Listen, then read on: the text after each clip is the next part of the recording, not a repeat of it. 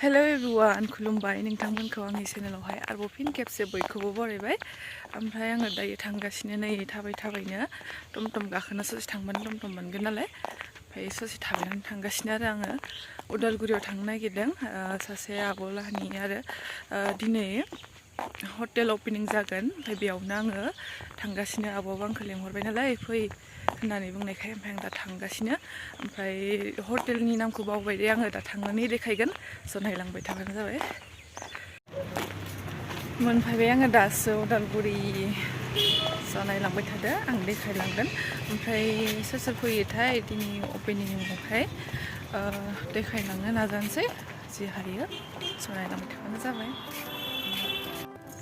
ओमफ्राय लोगोफोरनो फैनानै प्रसाद जाबाय जानानै ओमफ्राय दायो सोर फैयो देखायनोसै। सोर फैयो माने आदा एनिथिं एमजे फैदों होनदों आरोना। ओमफ्राय आं भिडिअ खालामनो हायासै आरो बेखौहाय आंनि मबाइलजोंहाय। ओमफ्राय बे आदानि भिडिअखौनो आं केपचार खालामनानै एसे देखायनानै होगोन। स' नायलांबाय थादो।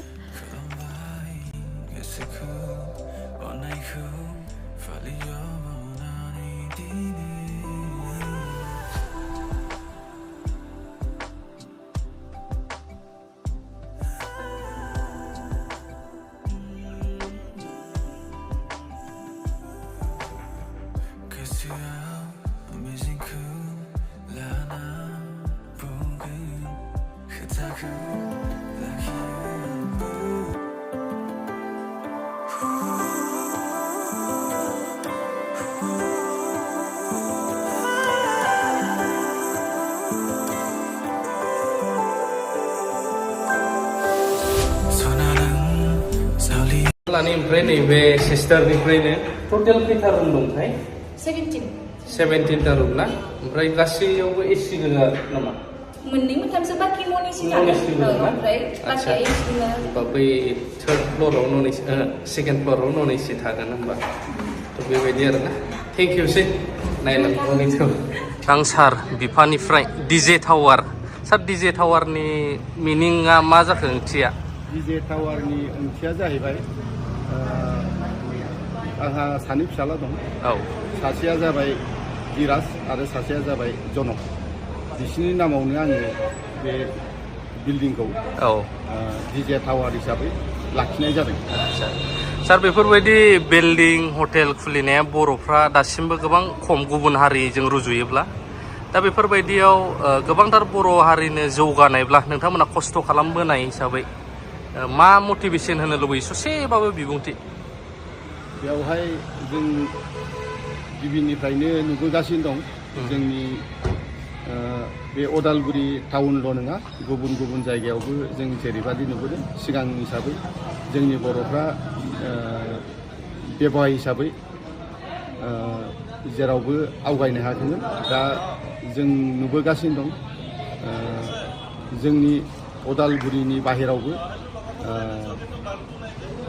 गुबुन गुबुन जोंनि बर' सुबुंफ्रानो बिदि हटेल बा जिखुनु बेब'हायाव आखाइ होदों आरो एसे दावगाबोनायखौ जों नुदों। बिदि हिसाबैबो आंबो गुबुन गुबुन जायगाफ्राव गिदिंनानै नुनानै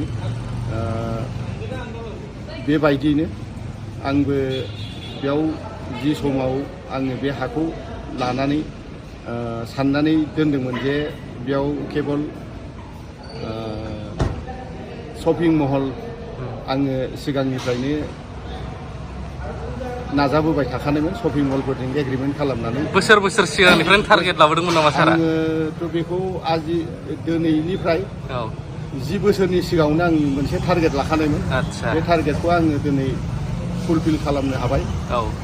बिनि थाखाय आंखौनो बहुद गोजोननाय देरगानाय बायदि मोनदों। दा बेजों लोगोसेनो आं जि टारगेटआव बानायदों बे टारगेटखौ आङो सुफुंनो हानायनि थाखाय आंखौनो बहुद गोजोननाय मोनदों आरो। गोजोननाय थाबाय सार। आं गोजौआव थांबाय थानो नायो नायलांबाय थानो जाबाय। जोङो रुम सिङाव हाबनानै नायफैदों आरो औ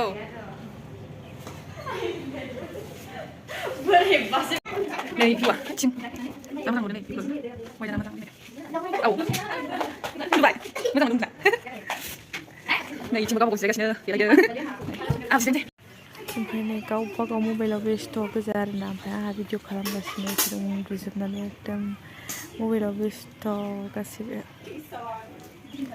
सानायलांबाय थादों आंहाबो दसे उन्दुनानै नायबाय लोगोफोर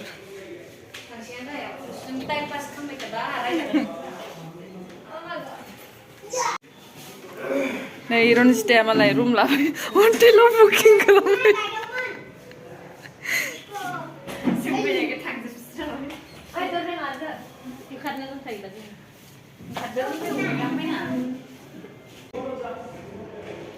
जे हायो एसे देखायनोसै रुमफोरखौहाय बांद्राय देखायनो हानाय नङा आरो नायलांबाय थादो आरोना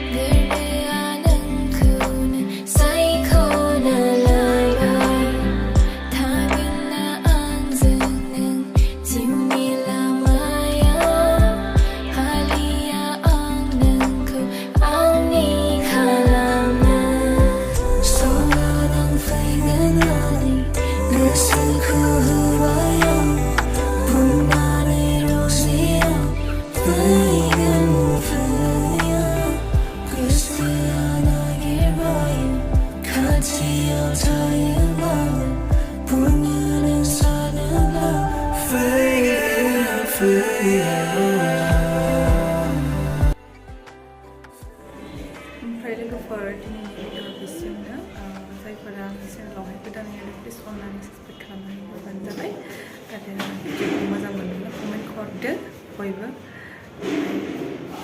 दोनथ'नोसै आरोना लोगोफोर